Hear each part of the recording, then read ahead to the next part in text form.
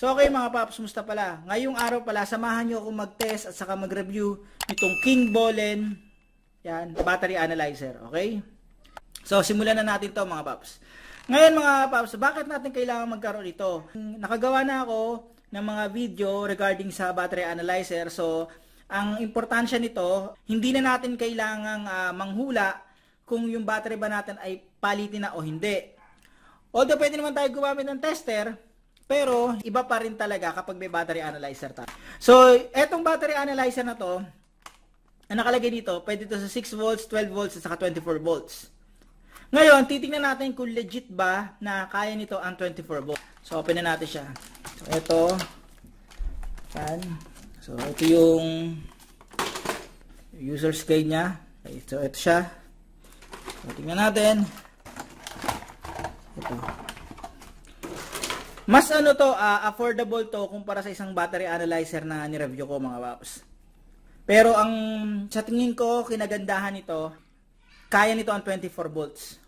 So ayun siya. So kung makikita nyo, may nagbiblink dyan 6 volts, 12 volts, 24 volts. So pipiliin ko syempre 12 volts. So okay ko lang yan. So etong CCA nito, kung di ako nagkakamali, 550 yata to. Sorry, 600 ang CCA nito. Yan, test natin ha. Test ko. So, yan siya, nagtatest na siya. So, ang kinagandahan nito, malalaman nyo agad kung yung battery nyo o good o hindi. So, nakalagay niya, good. So, ito yung CCA na nakuha ko, 602. Ito yung voltage na nakuha ko, 12.67. Ito, yung pinaka-battery resistance na nakuha ko. Tingnan mo yung state of charge, 98%. State of health, 100%. So, good yung battery na yan, mga paps. Okay, ngayon, tignan natin 12.67 volts, kumpara natin sa tester. Kung accurate siya. So, 12.67 natin direkta na natin yan dyan. So, tignan natin, 12.67. So, yun lang mga paps. Merong konting discrepancy. So, kung makikita nyo, 12.67 doon, dito, 12.76. So, ang gagawin ko, itatest ko to ng 24 volts. Since wala naman ako siyang 24 volts na buo, isi-series ko ngayon to. Okay? So, sa pag-series ito, ganito lang mga paps. Kaya magkakamali dito Ngayon, meron niyang negative, meron niyang positive. Meron niyang positive, meron negative. So, yan. Ang gagawin nyo lang, i-connect nyo yung isa dito sa positive, tapos yung isa sa negative. So, ayan, naka-series na yan. So, dapat na makukuha ko rito ay 24 volts dapat. So, negative. Check natin negative to. Positive.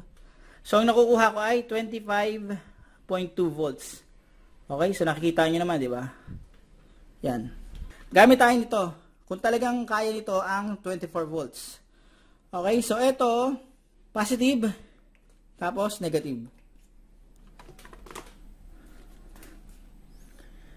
So, ayan. Ang pipiliin ko rito ay 24 volts. Ang CCA nito, hulaan ko na lang siguro. So, try ko pagsamahan yung CCA mga paps. Yan. So, yan. Hindi ko kasi alam sa CCA kapag ganito pero, check natin yung state of health for. So, mataas na siya. So, ayan. Nakikita niya na ito ay 25.15 volts. So, kaya nitong makadetect ng 24 volts na battery. Okay.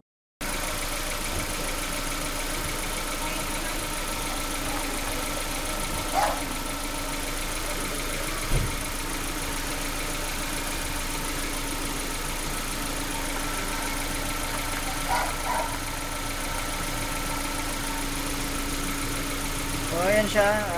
Nakakabit. Kabit yan. Okay, habang umaandar yung sakyan. So mga paps, hanggang dito lang yung video na to.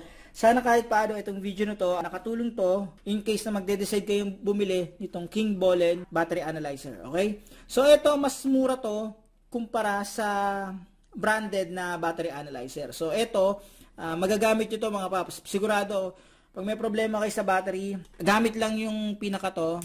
Yan, malalaman nyo na kung good yung battery nyo. Okay? So, magandang investment to mga paps para iwas hula kayo sa pag-check ng battery. Paano mga paps? Maraming salamat sa inyo.